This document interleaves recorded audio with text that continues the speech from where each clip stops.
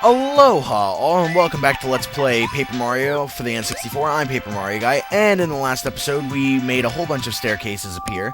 And in this episode, we are going to drop down right from that star block, or save block, get a wonderful star piece, and then we're going to head down even further so that we can, I don't know, climb back up, because climbing's fun, I guess. So, we are going to go over here, dodge this white club again. I just want to see if there's any mysterious things hidden around, because the Crystal Palace area and basically all of this Shiver stuff is all about mystery and, you know, things being hidden and stuff like that, so I just want to always double check.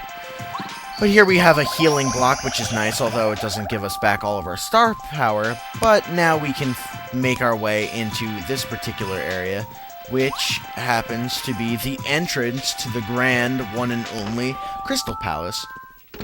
So the music changes to a more eerie sort of song, but it's also just as fantastic as the ones before it. And as you can see, we have a red switch and a red door and a lock on that red door. So let's hit the switch and see if something else happens. Like, you know, other doors falling down. And indeed they did. And the switch will turn blue, and we can go in. And this, more so than I think any other area of the game, is, like, probably the biggest puzzle section, you know, out of any particular spot. So, if you're a fan of puzzles, you'll probably like the Crystal Palace. And this may be, like, one of the few areas that you might get confused on as to where you're supposed to go, what you're supposed to do, and, you might get lost, and it might be a little frustrating at first. But I think, especially if you've played it a time or two, you'll really begin to appreciate it, you know, in your future playthroughs. At least I did, especially during my practice run. I really have come into liking this particular area quite a bit, and I just think it's, I don't know, really well designed. I like the theme. And Chapter 7, to me, is probably one of the best closing chapters of any game that I've ever played, because a lot of times in movies and video games, like, their endings can sometimes be a little lackluster and not, you know, so hot, and I feel like of at least any Mario game, that this has the best, like, ending area. Like, I have more fun playing the Crystal Palace than I do playing a lot of the final galaxies in, you know, the two Galaxy games, and I enjoy it more than I like Corona Mountain, you know, in Super Mario Sunshine, and there's just so much to love about this particular area, and I know it's a lot of people's favorites as well. I mean, actually, I don't think it's a lot of people's favorites. I think it's actually pretty underrated, but yikes, Mario's here. Whoa, we better beat him. So, Dupless, or two Duplaghosts, are going to attack you again. And we've seen this whole song and dance before, so this should not be a big deal to us. And we're going to take them out in a pretty quick manner. Especially now that we are, you know, doing 10 damage with Mario alone. A lot of these guys will not have the opportunity to really pose any sort of offensive threat to you, which I like. And it's another reason, you know, because if you come in prepared in here, you can kind of just enjoy the scenery, enjoy everything that this place has to offer you, because you're not really focused on staying alive and, you know, all that stuff. But the thing about this place is that if you come in here prepared, you get the luxury of being able to enjoy the entire palace for what it's worth. And at the same time, if you don't come in here prepared, you will be posed with a pretty difficult challenge. This is no cakewalk if you're not prepared. But come in here and get a star piece. Don't forget that, because that is probably, I wouldn't say one of the more missable, but I definitely imagine a lot of people would probably miss that star piece had they not known about it, you know, previously. So let's go into the opposite. As you can see, this place is where an X was. So let's hop down here and see what's through these doors.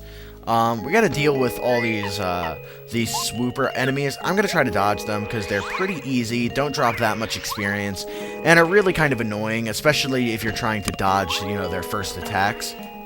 But come over here and you got the P down, D up badge, which obviously decreases your defense by 1, but gives you a little power boost. And if you're going to try to fight like the anti-guys, say, with, you know, low health or something like that, that's an excellent badge to, you know, try to invest in. And I'd recommend it if you're trying to do some game-breaking activities, but, you know, I don't really have anything else that I think I can actually break in this game. No! Oh, damn it, wrong enemy. I don't think there's any other places that I can really break the game, because at the point that I'm at, I feel like I'm a fair level, and when I get into Bowser's Castle, there really is no such thing as being over-leveled unless you sit there and actually, like, grind. So, yeah. Alright, so this Duplighost is going to do quite a bit of damage to me. Oh, no, or not, because I defeated him. What a punk, what a punk.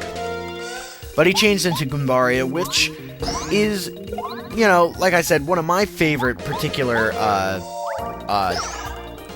he's one of my favorite partners, but, I mean, when the Duplighost turns into him, you kind of see how weak he is. He really doesn't have anything going for him. I mean, as a partner, he has charge and all that, but the Duplighost will never charge, and they'll never do any of that sort of thing, so you don't have to worry about that. Plus, you probably will defeat them before they have the opportunity to. And, I mean, Goombario has 0 defense, doesn't have a strong standard attack, you know, isn't electrified, you know, isn't, strong against water types, or, I mean, like, fire types or any of that jazz. So, there's a lot that, you know, doesn't really have going for it, to be completely honest. Alright, so we have kind of reached our, end with the blue doors and stuff like that. So let's go back here and hit the red switch and see if, you know, something else happens. I'm almost positive that you need to be on this side when you switch it back to the red, because if you go through on the other side, you saw that there was, you know, an X marks the spot thing, which means that nothing was going to be there, and, you know, all that jazz. So let's be on this side, and I'm pretty sure it changes the ending rooms as well. So, you needed to actually break this wall? Possibly? Maybe not. I'm not 100% sure. We'll check. But it may just be that you need to go to the other room. Yeah. See, because what's going to happen is because you switch the back rooms and those walls, instead of there being a shooting star there, you're actually going to have a red key. I'm almost positive. And that will allow us to progress on the right side, which is the side that we really want to progress on. And, am I wrong about this? Am I really actually forgetting something? Huh, I could have sworn that that's what happened. Huh.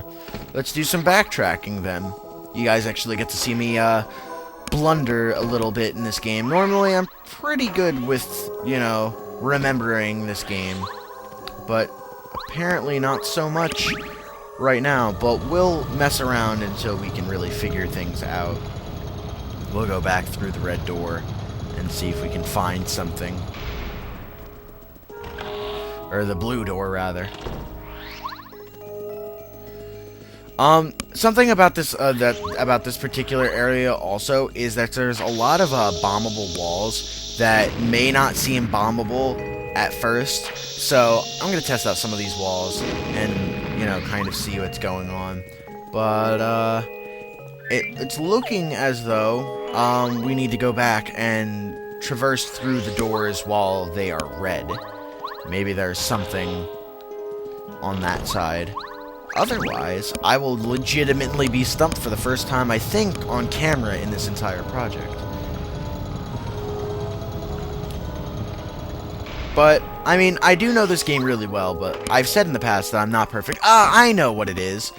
Because of the X, that's it. I'm hoping that's it. Hopefully I'm not just talking out my ass again. Because you have to smash that X, yeah.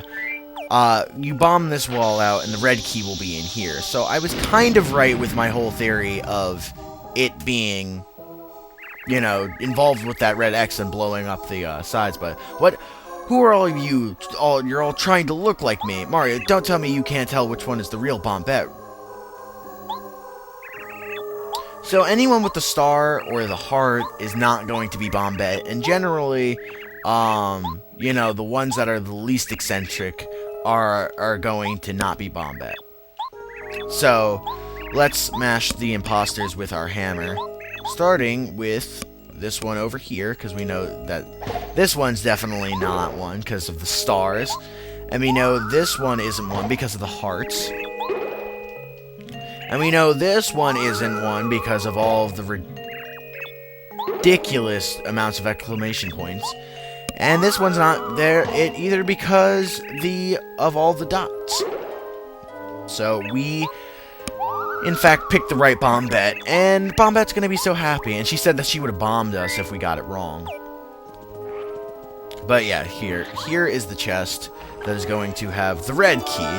So I was a little misinforming earlier, but I was basically on the right track. I just had the side of the room kind of wrong. So, and just out of curiosity, because I didn't actually come down here and even bother checking what's on the red side on this side.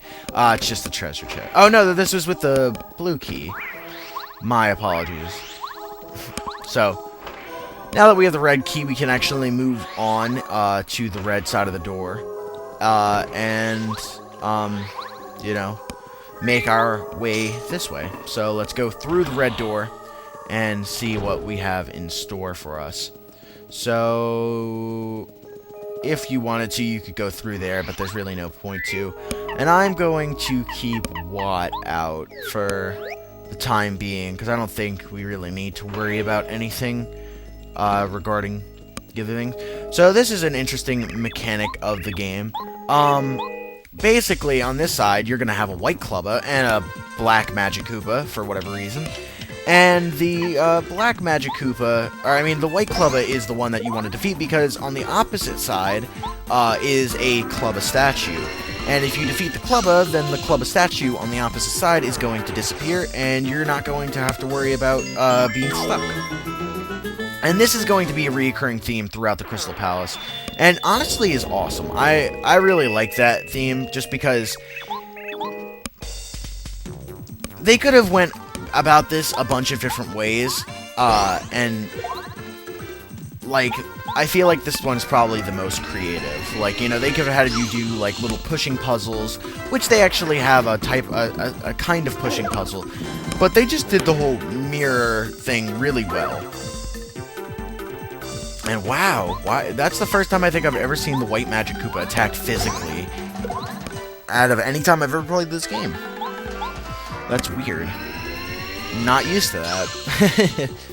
But it should run away now, yes. Because the Magic Koopas on their own really aren't too strong. They are more of buffer characters. If you haven't been able to tell that quite yet. But we have one last Clubba to fight, so we can get one more of these pesky little Clubba statues.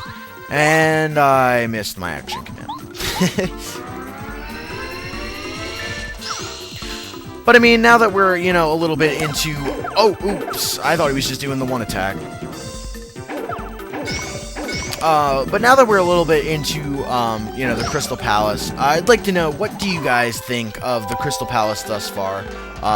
Are you guys enjoying it? And compared to the other ones, what do you think is a, you know, where do you think it stands? Because this is, like I said, one of my favorites. And every time I play this game, I feel like I can appreciate what it brings to the table more and more. The spell will decrease the damage you receive. Sweet. So I don't even have to worry about taking any damage, especially if they do the repeat ones. Which, of course, neither of them did, but I mean, I hit my action commands just fine, so that's just fine. So let's attack with Miss Watt and Mr. Mario. I don't know why I decided to attack in reverse this time, but I did.